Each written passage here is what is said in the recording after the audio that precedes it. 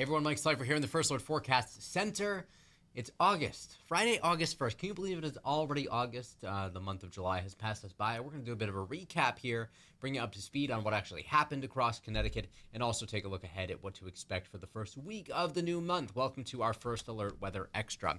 So for the month of July, we had quite a few days that were above average, but we had a pretty decent amount that were below average too. That's all the blue tiles that you see here. But the days that were above average were well above average. And we had plenty of rainfall. Thursday seemed to be the month where a lot of it fell.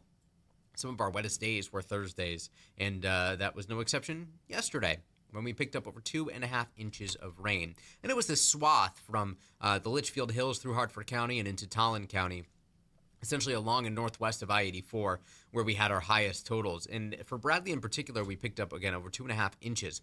Now, it took a little longer for some of that rain to reach the shoreline, but we still ended up with rainfall amounts a half inch to an inch, if not a little bit higher in some locations, which brought our monthly rainfall total to 7.81 inches for the Hartford area specifically. This is as measured at Bradley International, where the Hartford area records are kept. So since 1905, this is the 8th wettest July on record. It was also above average, temperature-wise warmer than average by 2 whole degrees.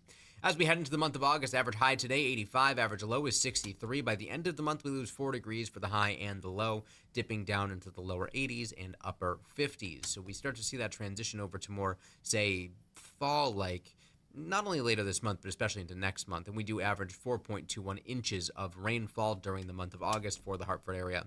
We fell shy of that number today. Highs were mainly in the mid and upper 70s. It was cool out there. Certainly more typical of, say, mid-September than early August.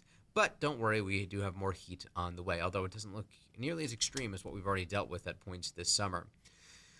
The highest temperature recorded for the Hartford area in August was 102. That was back on August 9th, 2001. During the month of August, the lowest temp recorded was 36 back on August 31st of 1965.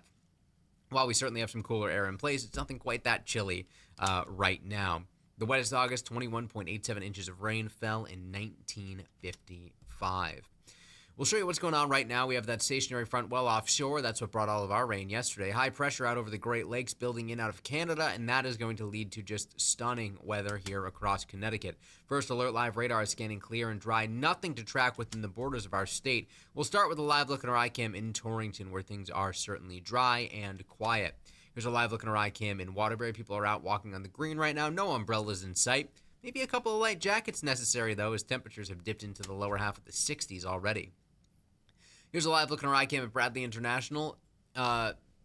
Flying-wise, weather-wise, good to go. 69 degrees. Winds at the south of 5 miles an hour. Good visibility out there. Dry runways. Route 9 on our iCam here in Middletown is dry. And we'll finish off with a live look at our iCam in New Haven, where we're looking over the green. And guess what? It's dry. 70 degrees in the Elm City right now. Actually, we'll show you New London, too. Ferry loading docks also showing a quiet scene. So it's quiet across Connecticut tonight. Temperatures are falling 60 to 65 in eastern and northwestern Connecticut, 65 to 70 elsewhere across the state. So we'll start to see temperatures everywhere fall off a little bit more quickly here over the next several hours. Dew points are down into the 50s in eastern Connecticut, 60s western Connecticut. That's why we've seen that drier air in the eastern part of the state let go of its heat a little more easily, but we do expect dew points to drop statewide into the 50s. And many towns tonight will be well into the 50s. We'll show you that in just a minute. Maybe even a couple of 40s popping up in parts of Connecticut. First Alert Futurecast not showing much in the way of cloud cover. We're dry and bright to begin the day tomorrow, to really, again, a stunning day tomorrow. Now, in the typical cooler spots in northwestern Connecticut, it's not out of the realm of possibility that we see a couple of towns that end up settling right near 50 degrees, maybe even a couple of upper 40s popping up, about 50 to 55 in the Litchfield Hills. We're forecasting mid-50s throughout Hartford County, and as we get into Tolland and Windham counties, throughout the quiet corner, temperatures will be in the 50s. So your first alert that you can open up the windows, let in the fresh air. Really a gorgeous night across the state, and cool for this time of year by about 5 to 10 degrees.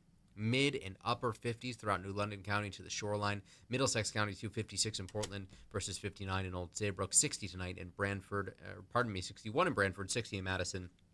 But we're forecasting 55 in Naugatuck, 58 in Wallingford, 54 in Newtown. So Cool night by August standards. Dew points will keep on dropping. We're already in the pleasant range, perhaps getting close to the very dry range as we move forward in time. If you have plans to head to the shoreline tomorrow, highs will be right around 80 degrees. UV index is 8. Sunscreen is necessary. High tide is in the evening, so should be decent for swimming during the peak heating hours of the day if you want to take a dip in Long Island Sound. Perhaps your plans take you to Hartford to Duncan Park. It is Whalers Alumni Weekend, and the Hartford Yard Goats are playing a doubleheader. First game starts at 5 p.m. 79 for the first pitch, 73 by the ninth inning. And then, of course, the following game will start up right after. It's against the Reading Fightin' Phils. And we are expecting temperatures to be down into the 60s by the time that game wraps up. So maybe an extra layer nearby. But no matter where your plans take you tomorrow, 75 to 80 degrees. Sunny, comfortable. Sunset tomorrow, 8:08. So high pressure is the dominant feature here, in control not only through tomorrow but Sunday too. This is really just a great stretch of weather, one of the nicest weekends that we have seen in quite some time, not just this year but just in general over the last couple of years. Really, we've had some very wet months in the mix, so it's nice to see a prolonged stretch of quiet and dry weather.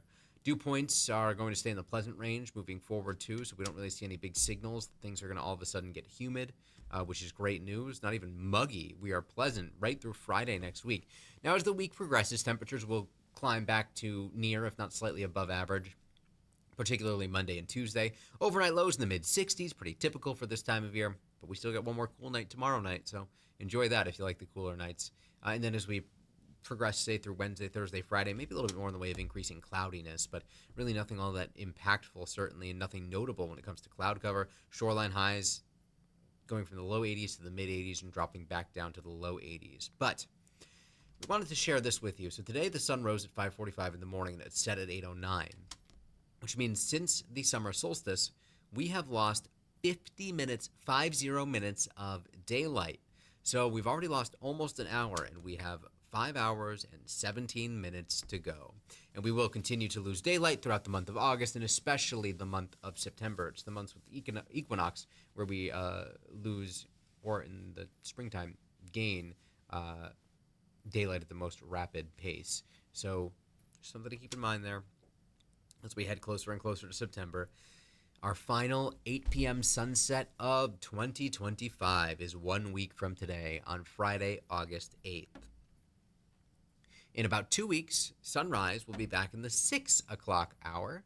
And by September 15th, that's our final 7 p.m. sunset of the year. After that, sunsets in the 6 o'clock hour. So we see the season change every year. We know how this goes in the state of Connecticut, right? But just something to keep in mind here. We have about, we'll call it a month and a half of 7 p.m. sunsets. And then after that, well, we start to see the nights a little bit longer.